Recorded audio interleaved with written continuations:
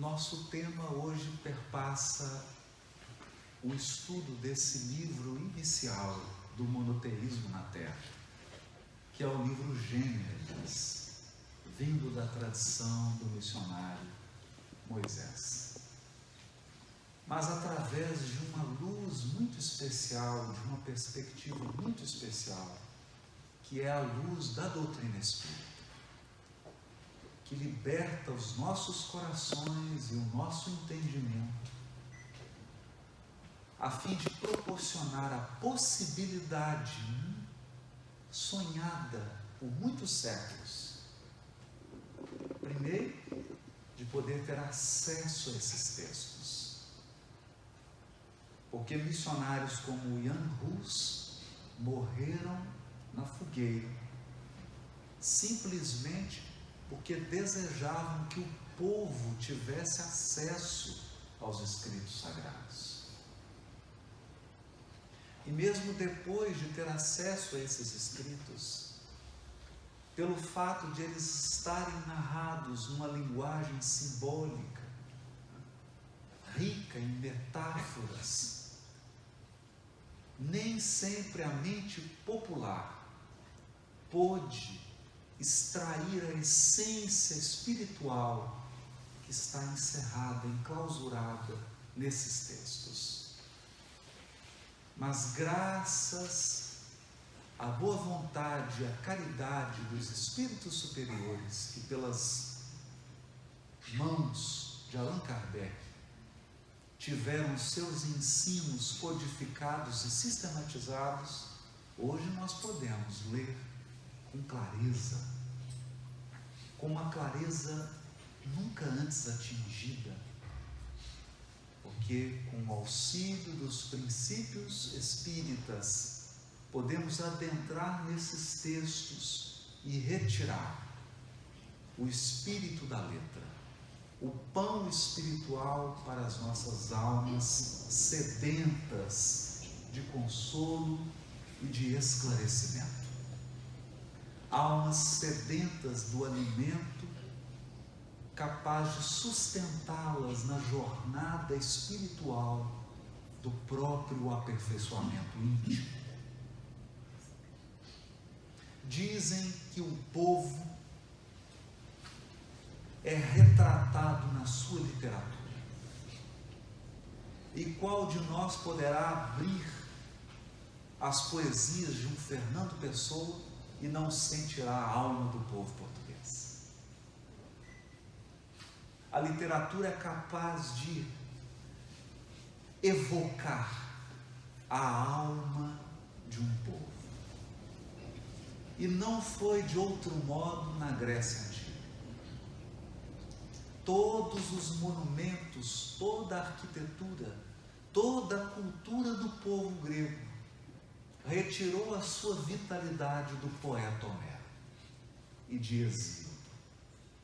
O trabalho dos dias, a teogonia de Hesíodo, apresentou ao mundo os deuses gregos.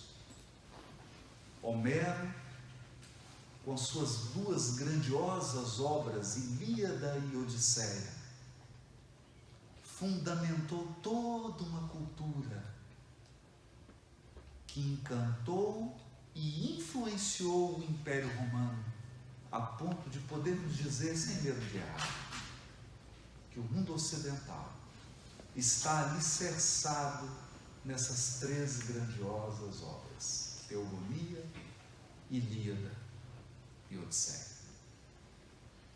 Se é assim no que diz respeito à cultura pagã do mundo ocidental, nós também precisamos acentuar, destacar, que o monoteísmo nasce também do esforço de missionários espirituais que encarnam em um período muito específico da história humana, enviados pelo governador espiritual do nosso ordem. E é através da literatura que eles perpetuarão seus nomes na história. e é através da literatura que eles deixarão gravados para as futuras gerações todo um acervo de conquistas espirituais. Conquistas espirituais adquiridas ao custo de muito trabalho, de muitas lágrimas, de muitos testemunhos, porque ao mesmo tempo em que eles encarnavam com uma missão específica de orientar o povo para a ideia monoteísta, eles também resgatavam antigos débitos espirituais adquiridos em terras longínquas. Assim, trabalhando pela divulgação da ideia de Deus único, resgatavam escabrosos débitos e teciam com suor e lágrimas a primeira revelação, aquela que implantava no espírito humano, no coração dos encarnados da terra, a ideia aparentemente singela, a ideia de que há um só Criador, um Deus todo-poderoso, de cujas mãos, em sentido metafórico, surgem todos os mundos e todos os seres da criação infinita. Estava gravado para sempre no espírito humano, através dessas páginas antigas, a revelação do Deus Criador. E por trás da ideia do Deus Criador, a ideia do Deus único ou Deus uno, a unidade de Deus, que significa que há uma só lei, a lei natural e a lei moral, que é a mesma lei que rege a intimidade dos átomos, é a lei que rege as consciências espirituais. Os mesmos princípios, as mesmas regras. Por quê? Porque o autor de todas as coisas é o Deus Todo-Poderoso. O único autor que imprime em toda a sua criação as marcas dos seus atributos divinos. Ele é todo-poderoso. Ele é único, imaterial, incorpóreo, soberanamente justo e bom. Mas há que se considerar um elemento fundamental. E nós já estamos no estágio evolutivo da humanidade em que essas coisas podem ser ditas abertamente. A primeira revelação chega ao mundo numa época em que os espíritos que aqui encarnavam estavam numa espécie de infância espiritual. Embora houvesse um progresso material abundante, embora pudéssemos observar a hegemonia do Egito, da China milenária, da Índia, dos Vedas, da Grécia, não se observava na intimidade dos seres encarnados um movimento espiritual de madureza. Éramos crianças no que diz respeito aos assuntos espirituais. E as crianças precisam ser tratadas de um modo muito especial. Há que ser destinada às crianças a pedagogia das crianças. E como as crianças não são capazes de lidar com elementos abstratos, é preciso falar de uma maneira concreta, tangível. É assim que a primeira revelação vem vazada, vem escrita, em uma linguagem quase material, uma linguagem tão concreta que nós abrimos o primeiro livro, Gênesis, Gênesis e quase podemos tocar os símbolos. São símbolos criados por camponeses, criadores de ovelha, homens e mulheres rústicos que viviam nos campos. Não tinham diante dos seus olhos as grandes cidades de hoje. O que eles podiam observar eram os rios, o deserto pedregoso, as ovelhas, os campos, coisas simples. E desses elementos materiais e rústicos, construíram todo um conjunto de percepções.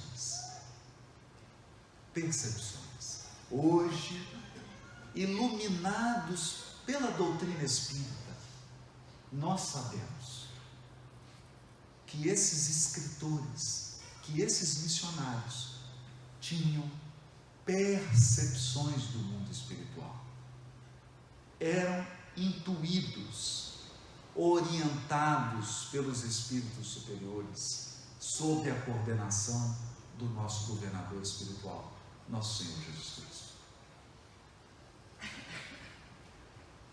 Portanto, percebiam realidades profundas, aquelas realidades que muitas vezes nós temos dificuldade de expressar com palavras, porque há sentimentos e percepções humanas que não cabem nas palavras.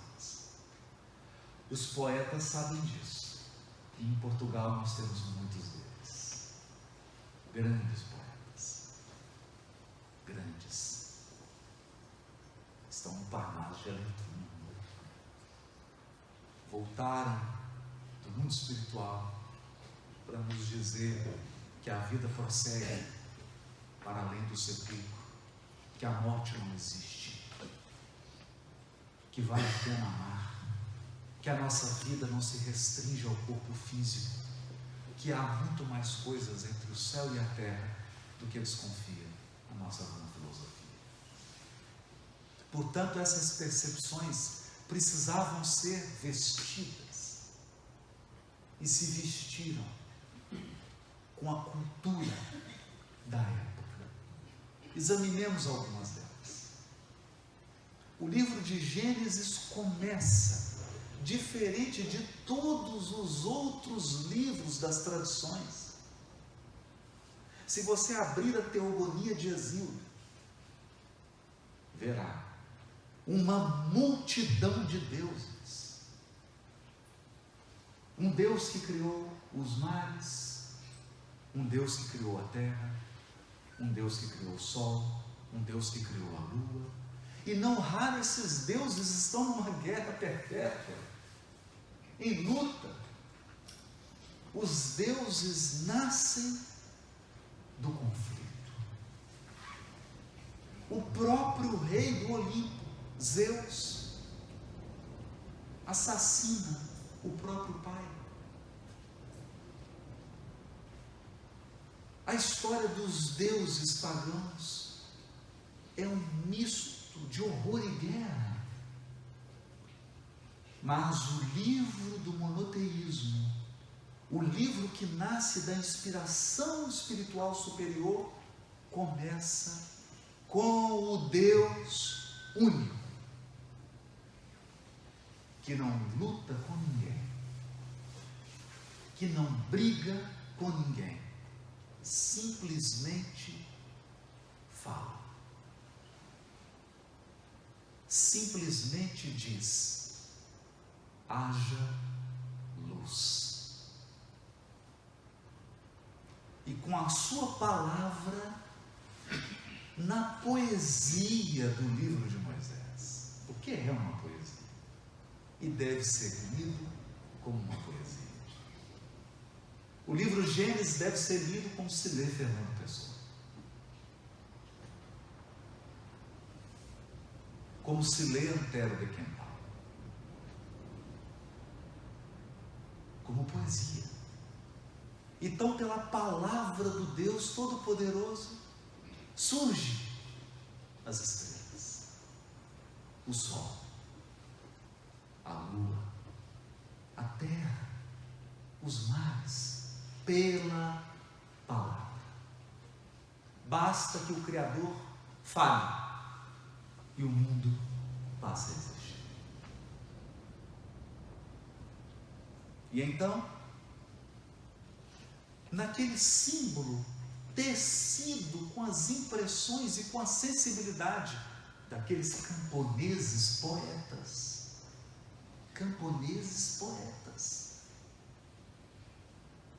o ser humano, depois de toda a criação pronta, depois da terra, dos mares, do céu, das estrelas, do sol, das árvores, dos campos, dos animais, tomando dos elementos da terra, Deus forma, molda, como um oleiro faz com um vaso de argila, molda o corpo da espécie humana, a nos dar uma lição singela, mas espiritualmente profunda. Biologicamente, fisicamente, nós somos de barro. Somos pó. Viemos do pó e ao pó retornaremos. Se você quiser dizer isso com a linguagem da ciência de hoje, poderá dizer que o corpo humano é feito de hidrogênio, de oxigênio, de carbono e de nitrogênio, os 4 elementos químicos principais na composição do corpo humano. E que tão logo morremos, nosso corpo físico se decompõe nesses mesmos elementos. Ou talvez você poderá dizer a mesma coisa com a linguagem da ciência de hoje. Poderá dizer que o oxigênio nós recebemos gratuitamente. O hidrogênio, gratuitamente. O carbono está presente abundantemente. Mas a nossa grande luta é pelo nitrogênio. Esse sim. O elemento fundamental de todas as proteínas. Não há uma sequer das proteínas fundamentais, dos compostos químicos essenciais, que não tenha presente o elemento químico, nitrogênio. E é pelo nitrogênio que nós temos que suar, trabalhar.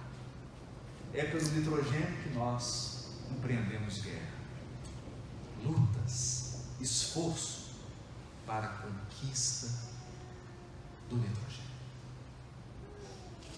Então, na maneira simples dos camponeses, eles davam-nos lições grandiosas. Deus forma o corpo, que é material. Forma o primeiro ser humano. E na singeleza desses camponeses poetas, que nome irá receber o primeiro ser humano? O nome do barro do qual ele foi formado. A terra era chamada de Adamá. E o primeiro ser humano é Adão, aquele que vem da Adamá, da terra, o terreno. A tradução em português mais perfeita deveria ser terreno, ou, se você tiver um pendor mais místico, terráqueo. O terreno, aquele que vem da terra,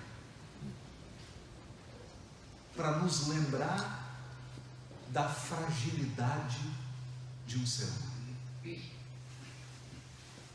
Basta 24 horas sem água e você entra num estado de desidratação fatal.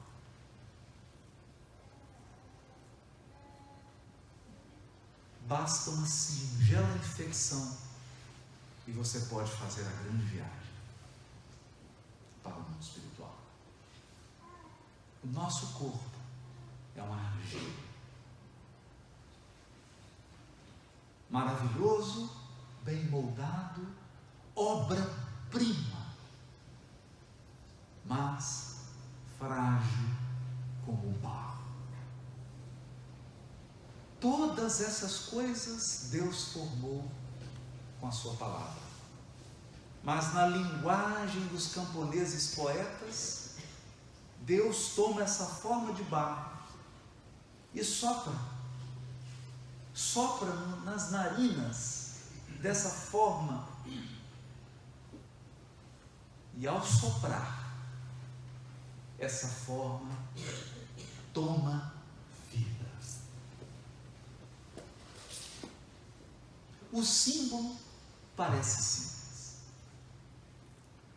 Por que Deus criou o sol com a palavra, a luz com a palavra, os mares com a palavra? Mas ao criar o Espírito, soprou.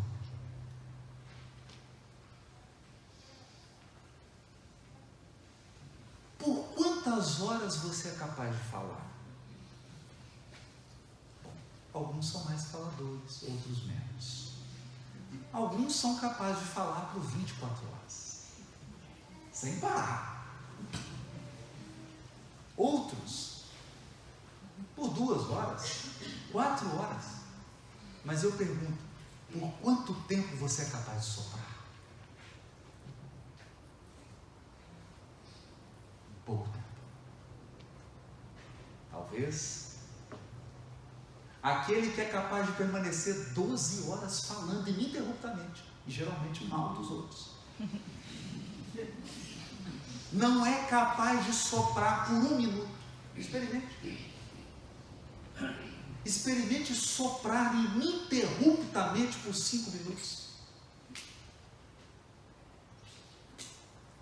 Quando a linguagem desses camponeses poetas diz que Deus soprou, é para dizer do esforço divino que exige a criação dos espíritos. Os espíritos vêm do mais profundo de Deus. Deus cria universos com uma palavra. Mas como os espíritos são essência divina, ele sopra, vem de dentro, exige um esforço monumental e divino a nos lembrar que nós, embora portadores de um corpo físico frágil e perecível, viemos da intimidade do próprio Deus.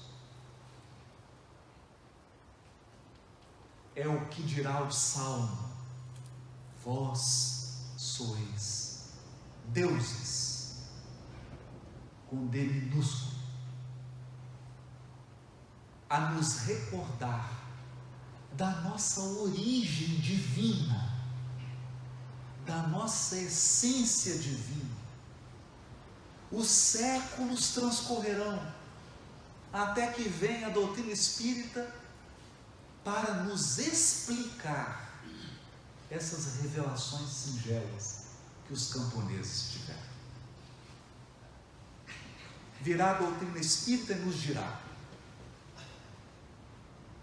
Deus cria a matéria e os mundos, mas cria também os seres inteligentes da criação, perfectíveis, não perfeitos, perfectíveis. A palavra é singela, mas profunda. Nós não fomos criados imperfeitos, fomos criados perfeitos em potencial, perfectíveis, com a missão do próprio aperfeiçoamento espiritual. E é em busca desse aperfeiçoamento espiritual que nós encarnamos múltiplas vezes, vivemos as mais variadas experiências. Por vezes, dirá Allan Kardec, no item 4 do livro Espiritismo, na sua expressão mais simples, por vezes escolhemos o caminho mais curto, que é o caminho do bem, mas outras vezes escolhemos o caminho mais longo, que é o caminho do mal, repleto de angústias e sofrimentos para as nossas almas, embora também rico de aprendizado e de aperfeiçoamento, porque todos os caminhos conduzem a Deus, os do bem e os do mal. Os do mal levam mais tempo, doem mais, provocam-nos angústias, dores indizíveis. Os caminhos do bem, por sua vez, sempre deixam um perfume sublime em nossas almas, sempre são curtos e diretos, objetivos e práticos. E é em se aperfeiçoando que nós nos aproximamos da divindade, porque Deus é a pureza perfeita, Deus é a luz suprema, é a inteligência suprema. Não há um ato de irracionalidade em Deus, tudo é sabedoria plena, e tudo em Deus é amor infinito, bondade infinita. À medida que nos aperfeiçoamos, progredimos também em inteligência e progredimos em sentimento. Nos depuramos, nos iluminamos e assim nos aproximamos da divindade. E uma vez próximos da divindade, dirá Kardec, no mesmo Espiritismo, na sua expressão mais simples, nos tornamos administradores dos mundos materiais. Porque a matéria é administrada pela inteligência, pelos seres inteligentes da criação. Lições singelas resgatadas pelo Espiritismo. Singelas, mas que podem ser vistas lá nos textos da tradição antiga do monoteísmo, no ato de soprar, nesse esforço gigantesco do Criador, a nos dizer que num corpo humano há uma parte perecível e frágil, por vezes angustiosamente frágil, mas há também uma essência divina que sobrevive à morte física. Uma essência divina que deve ser atendida nos seus interesses. E hoje, passados séculos e séculos da primeira revelação, nós olhamos os noticiários da América e do Velho Mundo e ficamos estarrecidos, porque a humanidade parece uma embarcação sem rumo. Os seres humanos estão absolutamente perdidos, abandonaram a bússola, o referencial espiritual das vidas humanas. Vivemos unicamente para atender às necessidades sem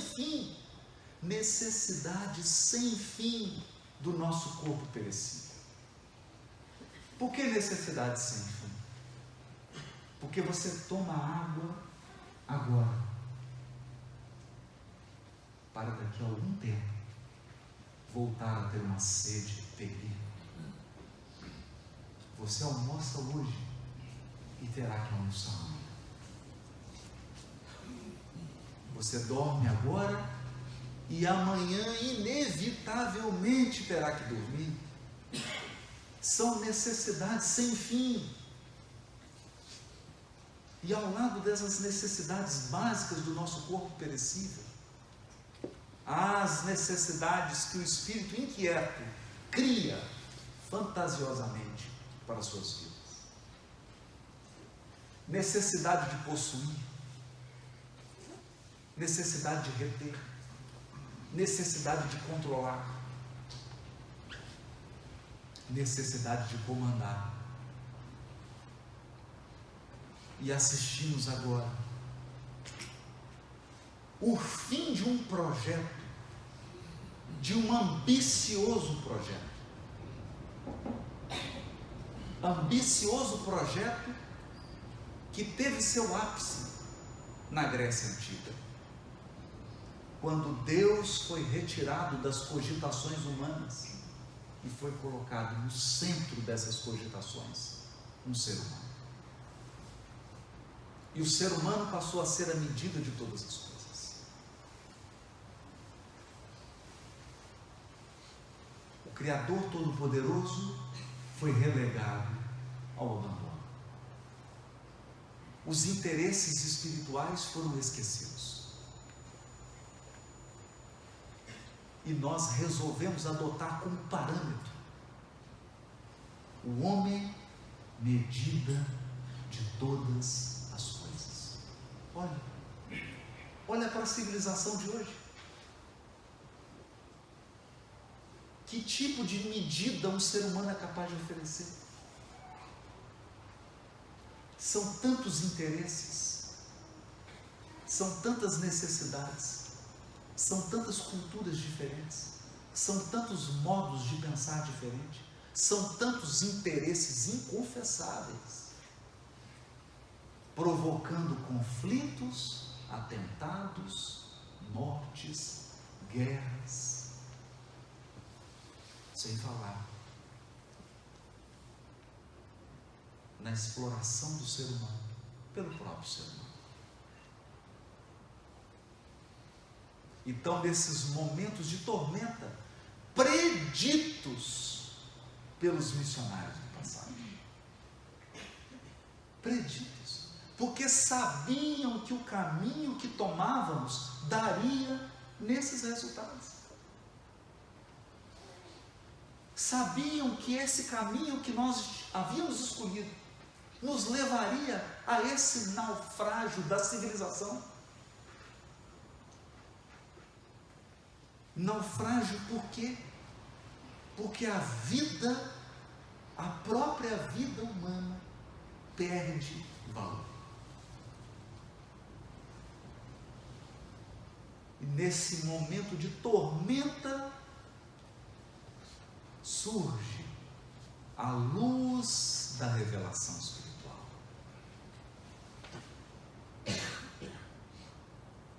A luz da revelação espiritual que está traduzida nesses textos, mas que foi vivida pelo guia e modelo da humanidade. Portanto, todos os textos da tradição apontam para um ser.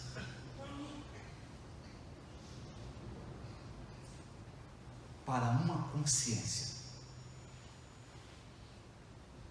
Deus nos cria ignorantes, sem nenhuma ciência do mundo material e do mundo moral. E à medida que a evolução se dá, nós vamos adquirindo conhecimentos e habilidades que nos tornam capazes. Mas Deus também nos cria simples, sem nenhuma experiência, quer seja do bem, quer seja do mal. E à medida que evoluímos, vamos aprendendo, ao custo de suor e lágrimas, o que é o bem e o que é o mal. Porque ao provocarmos o mal no destino do nosso semelhante, o mal retorna para o nosso destino com função pedagógica, a fim de nos ensinar que a dor do próximo é também a nossa dor. Que causar sofrimento ao semelhante é o mesmo que provocar sofrimento em nós mesmos. E assim, de experiência em experiência, vamos perdendo aquela simplicidade, aquela ingenuidade do princípio e vamos nos tornando espíritos experientes, vividos, amadurecidos pelo tempo e pela evolução. E quanto mais nos aperfeiçoamos, mais brilha em nós a lei divina gravada em nossas consciências. Ocorre que a beleza do Espiritismo é que ele nos apresenta Jesus numa nova perspectiva, em um novo ponto de vista. Jesus não é mais apenas um símbolo religioso. Não é mais uma figura para ser apenas adorada. Jesus agora nos é apresentado como um modelo de consciência espiritual que está em total harmonia com as leis divinas. Quis Deus, na sua sabedoria infinita, não mais enviar livros, enviou-nos uma consciência, um ser integral, completo, para que nós pudéssemos vê-lo, para que nós pudéssemos contemplá-lo, para que nós pudéssemos percebê-lo pela inteligência e pelo coração, sentindo o que é uma consciência integrada nos seus potenciais divinos. Agora é possível olhar para Jesus como a síntese do nosso futuro. Do nosso futuro. Ele é o nosso destino. Espiritualmente falando, nós estamos numa jornada que nos conduzirá indiscutivelmente aos padrões do Cristo de Deus. Quanto mais nós evoluirmos, quanto mais avançarmos espiritualmente, mais brilhará o padrão do Cristo em nós. Por quê? Porque os potenciais divinos que estão desabrochados nele estão em nós. É como você olhar para uma videira do Douro, repleta de castas preciosas, e olhar para uma muda de videira. Qual a diferença? Apenas o tempo e o cuidado.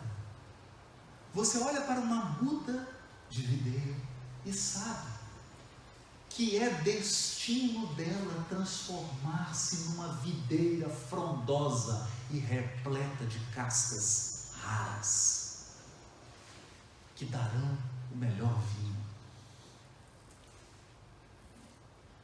Portanto, nós olhamos para todos os encarnados e vemos neles mudas de videira,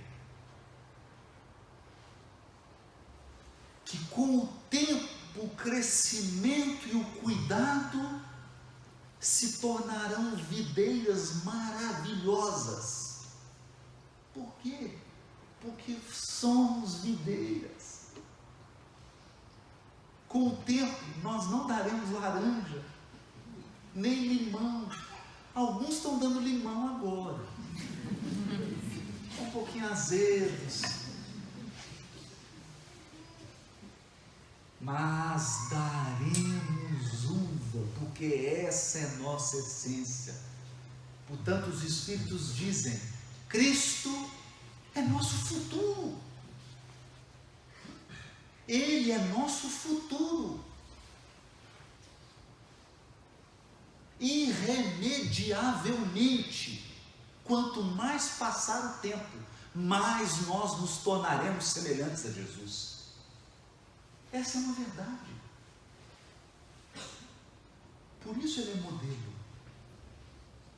É nosso destino. Nós fomos criados essência divina, e a nossa essência vai brilhar, ela vai se manifestar, ela vai eclodir, mais dia, menos dia, porque o livre-arbítrio nos dá a capacidade de atrasar a evolução, mas jamais de impedi-la. A evolução é um determinismo divino. Você vai evoluir de bom humor ou de mau humor, de cara fechada ou sorrindo. Terá que evoluir, não é opção. E o Cristo sabe disso. Por isso, se você abrir as páginas do Evangelho segundo o Espiritismo, no capítulo Cristo Consolador, poderá ler a página ditada pelo Espírito Verdade, em que ele diz assim: eu, jardineiro divino, cultivo as vossas almas no silêncio dos vossos pensamentos.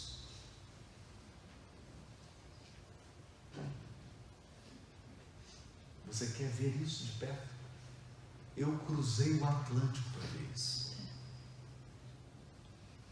Tive que cruzar o Atlântico para ver as vinícolas do Douro. E o vinicultor enxerta a muda na base. As vinícolas daqui têm 300 anos. Ele enxerta a muda, ela vai crescendo, e quando a muda é jovem, ela é jovem. Ela é do jeito dos jovens. Então ela dá folha para tudo quanto é lado. Ela não tem disciplina. Então o que ele faz? Poda. Corta a folha, corta um galho, coloca um pedaço de madeira para que ela cresça na direção reta. E ele então tira tudo quanto é erva que possa prejudicar. E ele então faz o quê? Uva boa é uva que sofre. Se você der muita água para a videira, só dá uva ruim. Se você der um clima tranquilo para a videira, não dá uva boa. Ela precisa de extremos. Frio e calor, variações elevadas de temperatura, solos difíceis. As videiras precisam de condições especiais para darem boas uvas. Sabe que condições são essas? Condições adversas. E o que um espírito precisa para brilhar? Provas e expiações.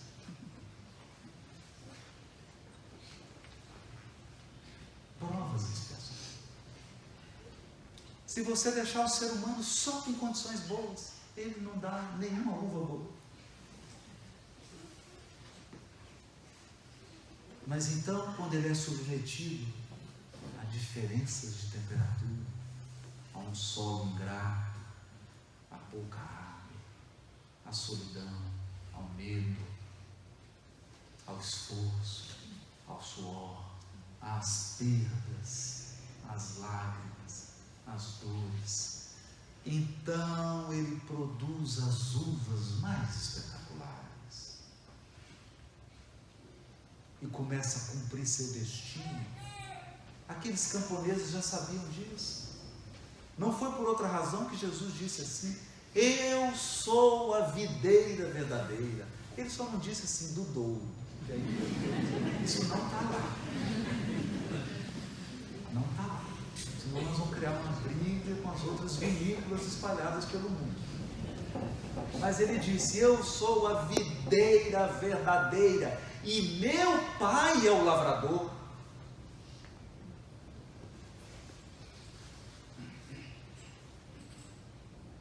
Qualquer vinicultor sabe interpretar isso. Porque esse é um símbolo vivo. Um vivo. Deus cultiva nossas almas. Faz podas. Tira água. Tira nutrientes. Coloca baixas temperaturas, altas temperaturas. Nós já fomos almas jovens. Hoje somos almas mais experientes. Quando você é uma alma mais experiente, você é uma alma mais cuidadosa, menos tola, mais sábia, mais prudente. E nós então vamos tendo contato com almas mais prudentes que as nossas. E eu então vejo, citando ele, a conversa do nosso querido amigo Alexandre de hoje, eu vejo videiras jovens e tolas ao lado de videiras velhas e experientes. Eu vejo Dom Diniz ao lado de Isabel Braga.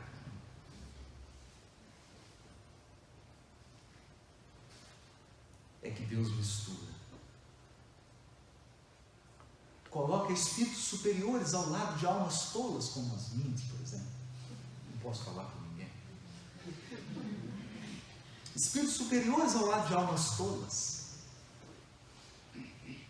Para que a gente aprenda quem é você.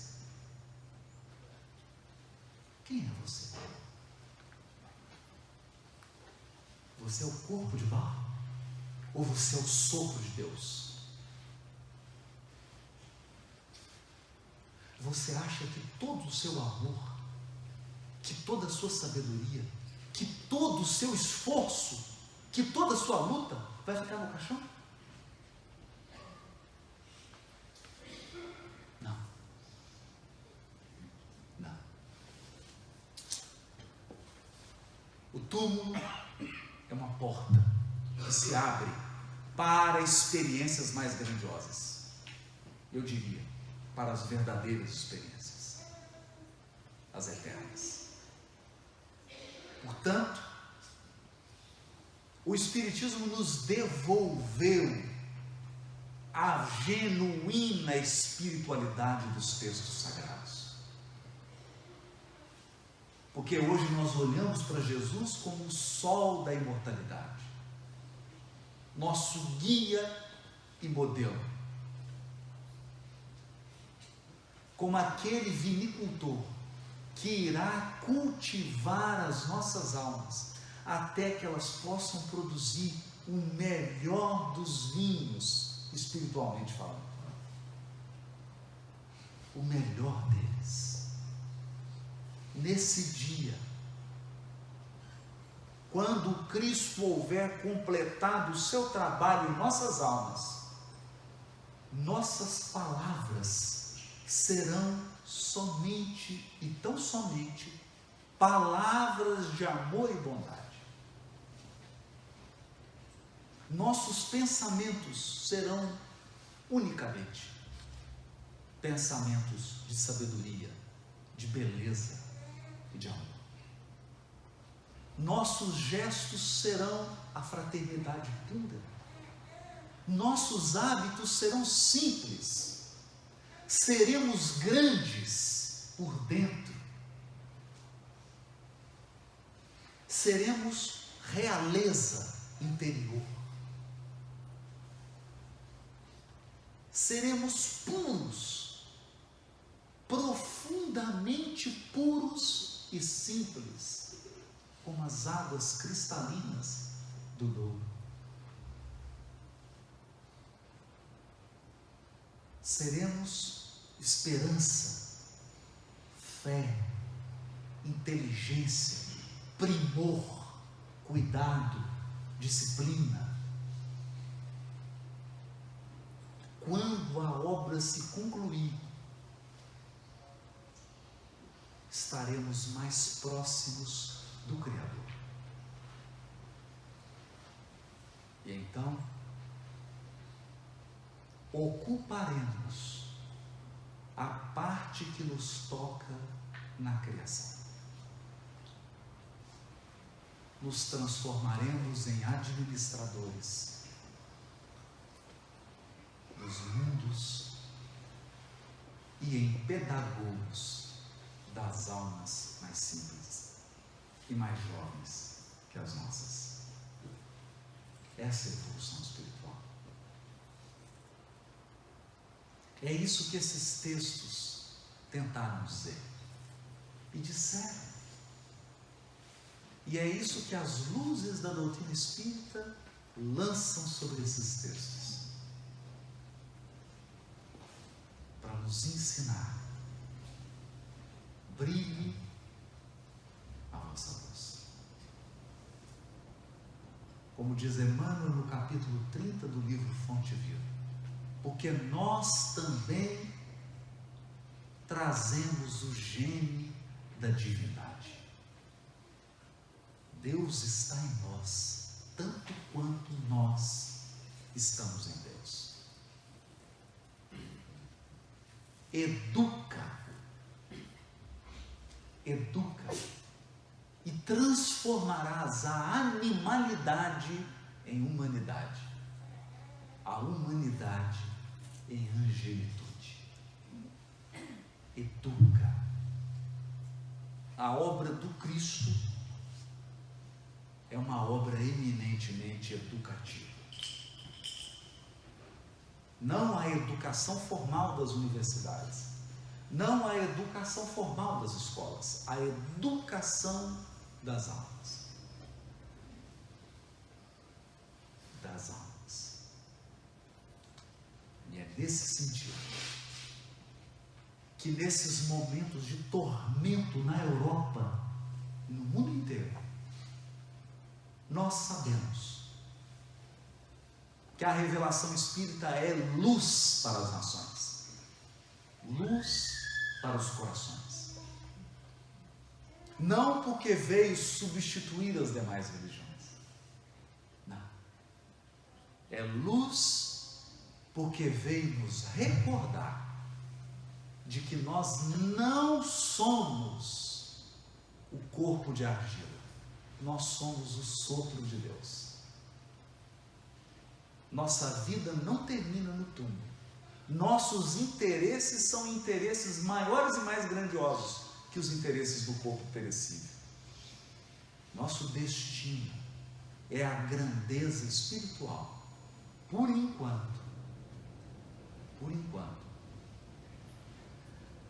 impossível de ser totalmente visualizada por nós. O que nos aguarda é a felicidade suprema, felicidade tecida no amor e na sabedoria. E para isso, nós temos um guia. Nós temos alguém que conhece o roteiro, que conhece o caminho, que conhece os perigos da estrada, que conhece todas as adversidades da estrada, todas as emboscadas da estrada. Ocorre que as ovelhas morrem, não porque o pastor as conduz mal, elas morrem quando se desgarram do cajado. É preciso espiritualmente reconhecer que estamos sob condução espiritual. E como nos diz Alcílio no livro Renúncia, a alma é dotada de estranhos poderes. Estranhos poderes. Nós pressentimos. Nós sentimos. Nós sabemos quando há algo para acontecer. Nós sabemos quando os nossos pés trilham por caminhos que não são os melhores. Nós sabemos quando estamos sob inspiração. Sabemos quando estamos conduzidos. Sabemos também quando sofremos interferências. A alma é dotada de percepções que extrapolam os 5 sentidos. É hora do mundo acordar. É hora da humanidade acordar para os seus potenciais espirituais e começar a utilizá-los. É hora de reconhecermos que acima das misérias humanas está o mundo espiritual, que antecede o mundo material, que não depende dele e que sobrevive a ele. Com estas luzes grandiosas, todos nós aqui poderemos empreender a nossa marcha evolutiva, a nossa peregrinação em paz.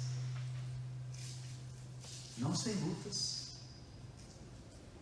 não sem dores, mas em paz. Em paz. Muito obrigado, meus irmãos. Que Jesus possa amparar o coração de cada um aqui, das nossas famílias, dos nossos entes queridos, e possa acordar em nós